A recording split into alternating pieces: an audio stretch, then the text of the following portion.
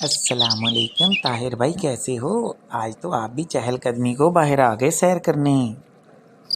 وعلیکم السلام فیضی بھائی، اس کا مطلب آپ روز آتے ہو؟ بڑی بات ہے بھائی۔ ہاں یار، میں تو آ ہی جاتا ہوں۔ اچھا مجھے یہ بتاؤ، تمہارے چہرے سے پریشانی اداسی عیاں ہو رہی ہے، بتاؤ آخر ماجرا کیا ہے بھائی؟ بس یار کیا بتاؤں، کتنی شدید گرمی ہے۔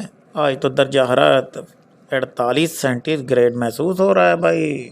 بس ہو گئی گرمی سہتے سہتے، سوچا ادھر کو آ جاؤں۔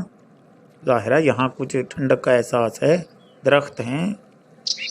ہاں یار، شکر کرو اس پارک میں درخت موجود ہیں، ورنہ یہاں ہمارا ٹھہرنا دشوار ہو جاتا۔ رے تم ٹھیک کہتے ہو، لیکن آج کل لوگوں کو معلوم نہیں کیا ہوتا جا رہا ہے کہ وہ قدرت کی بہترین نعمت درختوں کی قدر نہیں کرتے اور انہیں بے رحمی سے کاٹ رہے ہیں۔ آپ کو وہ منظر یاد ہیں جب سڑکوں کے دونوں طرف شیشم اور سرسس، پیپل وغیرہ کے درخت ہوتے تھے اور ان درختوں پر چہچہاتے پرندے کیسا خوبصورت منظر پیش کرتے تھے؟ بس یار آج کل تو وہ سارے درخت ختم ہوتے معلوم ہوتے جا رہے ہیں، نظر نہیں آتے۔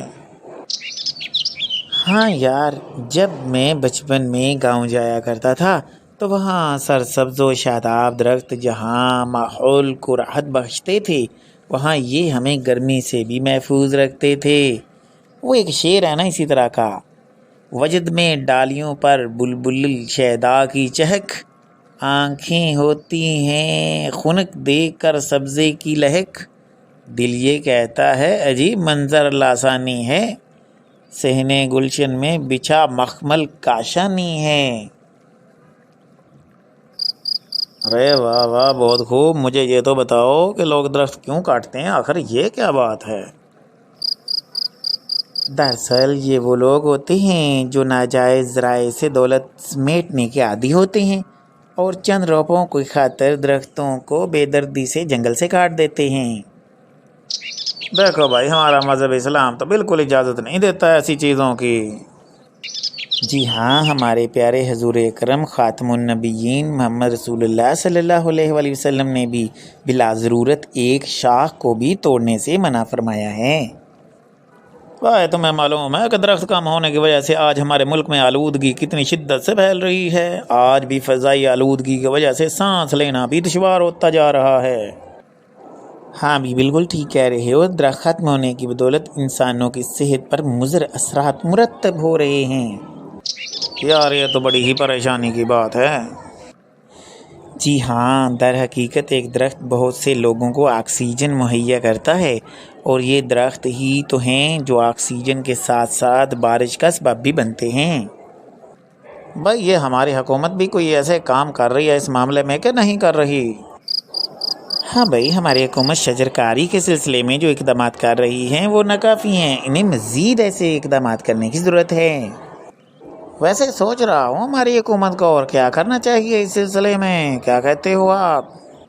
بھائی حکومت کو چاہیے کہ شجر کاری کی مہم کو وسیع بنیادوں پر شروع کرے اور لوگوں میں درختوں کی اہمیت اور افادیت سے آگاہی کے لیے مختلف پروگراموں کا اہتمام کرے۔ اچھا بھائی، اس سے آخر کیا فائدہ ہونے والا ہے، یہ بھی تو سمجھاؤ۔ بھائی دیکھو، حکومت کے ان اقدامات سے عوام میں درخت لگانے کا شعور اور شوق پیدا ہوگا۔ جب ہمارے ملک میں درخت زیادہ ہوں گے تو صحت مند معاشرہ تعمیر ہوگا۔